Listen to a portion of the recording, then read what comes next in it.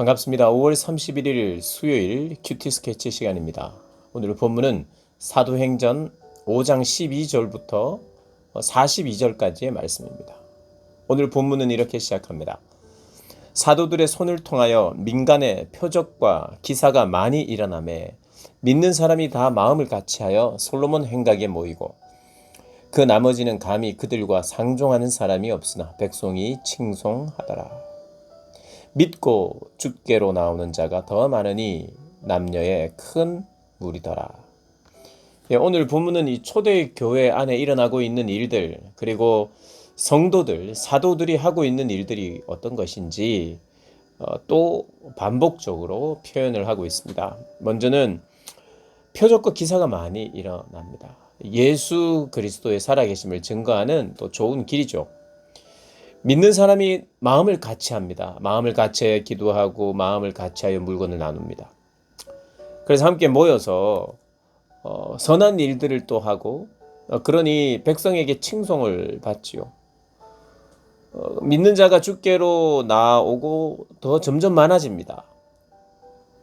남녀의 큰 무리가 생기고 그 심지어는 병든 사람을 메고 거리에 나가 침대와 요 위에 누이고 베드로가 지나갈 때 혹은 그의 그림자라도 누구에게 덮일까 바라고 어떤 그 신적 능력에 대한 그런 인정이 있죠. 예루살렘 부근에 수많은 사람들도 모여 병든 사람과 더러운 귀신에게 괴로움을 받는 사람을 데리고 와서 다 나음을 얻었다.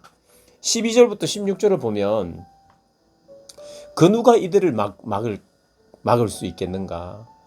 수많은 사람들이 지금 믿고 있고 표적과 기사가 일어나고 있고 이 사람들은 또 마음을 같이 하고 하나가 되고 겸손해요. 사랑이 많고 겸손합니다.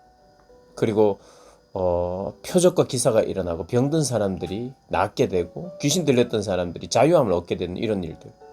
이스라엘이 꼭 원했던 일들이죠. 메시아가 오시면 일어날 일들이 지금 막 일어나고 있어요.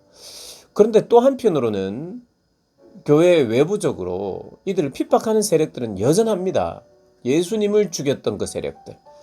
그리고 예수의 영이 있으니까 예수님의 모습이 나타나니까 싫어하는 거예요. 그래서 어떤 일이 있느냐?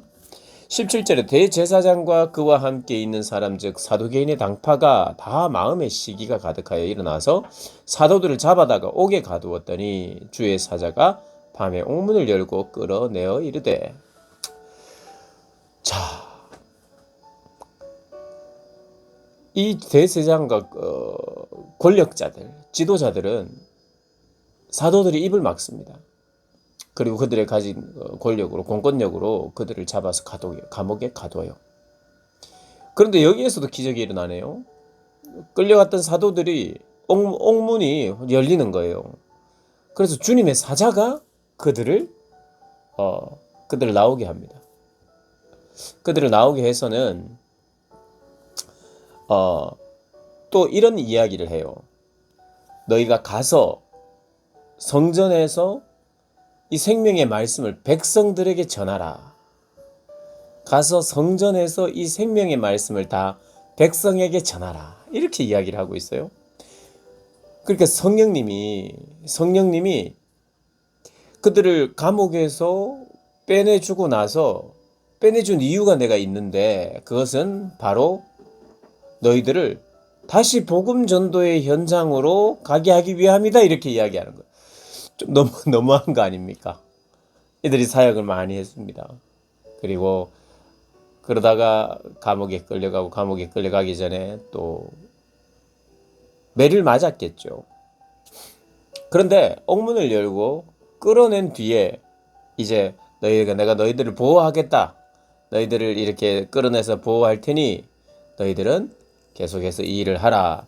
이렇게 이제 자연스럽게 넘어가면 좋은데 이끌어내면서 이렇게 이야기하는 거예요. 감옥에서 이끌어내면서 빨리 가서 성전에 가서 이 생명의 말씀을 다 백성에게 말하라.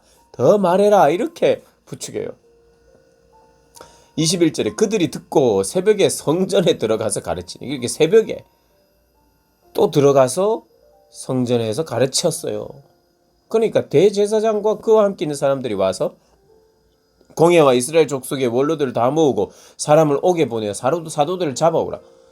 여기에서 또 사도들이 있는데 거기 잡혀가 있는 사도들을 빨리 잡아오라. 그래서 그들도 잡고 이거 잡고 어쨌든 해보려고 하는 거예요. 그래서 22절에 보니까 부하들이 가서 옥에서 사도들을 보지 못하고 돌아와 이르되 우리가 보니 옥이 든든하게 잠기고 지키는 사람들이 문에 서 있으되 문을 열고 본즉 그 안에는 한 사람도 없습니다. 감옥을 꽁꽁 잠겨 있는데 그 사람들이 어떻게 나왔는지 모르겠어요. 하고 이야기합니다. 그러니 이 대제사장들도 이게 무슨 기적이 일어난 거 이걸 인정할 수밖에 없어요. 뭔가 그래도 더 세게 뭔가를 해야 되겠다고 생각하지만 그렇게 또 할 수 없는 거예요. 백성들이 돌로 칠까봐. 지금 분위기는 완전히 지금 예수님 그 교회, 예수님 그분의 능력 이런 것이 거의 지금 대세를 이루고 있잖아요. 그럼에도 불구하고 어찌하든지 사도들을 죽이려고 하고 그들의 입을 막으려고 합니다. 그런데 하나님이 좀 강하게 보호하세요. 그러면서 27절에 다시 그들을 끌어갑니다. 일단은. 그리고 공회 앞에 세워서 대제사장이 묻습니다. 우리가 이 이름으로 가르치지 말라고 분명히 이야기했지 않느냐. 예수의 이름으로 가르치지 말라고. 그런데 또 너희들이 가르쳤느냐. 너희가 너희의 가르침을 예루살렘에 가득하게 하니 이 사람의 피를 우리에게로 돌리고자 함이로다. 이렇게 이야기합니다. 왜 가르치지 말라고 했는데 그 이름을 들먹거리면서 가르쳤느냐. 그들 입장은 분명해요. 주의 사자가 우리를 구해주면서 계속해서 복음을 전하라 그랬다. 하나님이 계속해서 우리에게 이 일을 맡기시고 이걸 명령하고 있는데 내가 누구인데 사람의 말을 듣겠느냐. 하나님의 말을 들어야지. 29절에 베드로와 사도들이 대답하여 이르되 사람보다 하나님께 순종하는 것이 마땅하지 않습니까? 순종하는 것이 마땅하지 않습니까? 우리가 이 일의 증인입니다. 너희가 나무에 달아 죽인 예수를 우리 조상의 하나님이 살리시고 이스라엘에게 회개함과 죄사함을 주시려고 그를 오른손으로 높이사 임금과 구주로 삼으셨습니다. 30절과 31절이 사도행전에서 계속되는 복음의 핵심이에요. 너희들이 죽였다. 그러나 그분은 하나님이 살리셨다. 그리고 너희들에게는 회개가 필요하고 너희가 회개한다면 하나님이 죄를 사해 주시고 성령을 선물로 줄 것이다. 믿겠느냐? 너희들을 사랑해서 죽으셨다. 너희들의 손에 의해서 죽으셨지만 그것이 너희들의 구원을 위한 것이다. 라고 이야기하면서 돌아오라고 이야기합니다. 너희들을 위한 일이다. 예수는 죽었을 뿐만 아니라 살아나셨다. 우리가 그 일의 증인이다. 그리고 우리에게 보내주신 성령도 그러하다. 이렇게 이야기합니다. 그런데 이 세상은 가만히 내버려 두지 않아요. 또 놓아줬다가 또 때리고 놓아줬다가 그렇게 하면서 또 붙잡고. 그런데 오늘 41절을 보면요. 사도들을 불러서 사도들이 채찍에 맞고 나서 또 예수의 이름으로 너희들 말하는 것을 내가 금한다 하고 보냈어요. 그래서 41절에 보면 이렇습니다. 사도들은 그 이름을 위하여 능력받는 일에 합당한 자로 여기심을 기뻐하면서 기뻐한다. 맞는 게 기분 좋고 그게 좋았다는 뜻이 아니죠.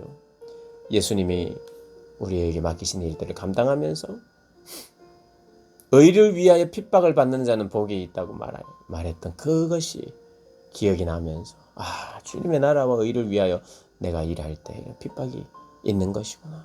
그런 핍박으로 이것이 능력받는 일에 합당한 자로 여기심을 기뻐하면서 공회를 떠났다는 거예요. 그러면서 42절에 그들이 날마다 성전에 있든지 집에 있든지 예수는 그리스도라고 가르치기를 전도하기를 그치지 아니했다. 세상이 하지 못하게 유일하게 그거 하나 하지 마라.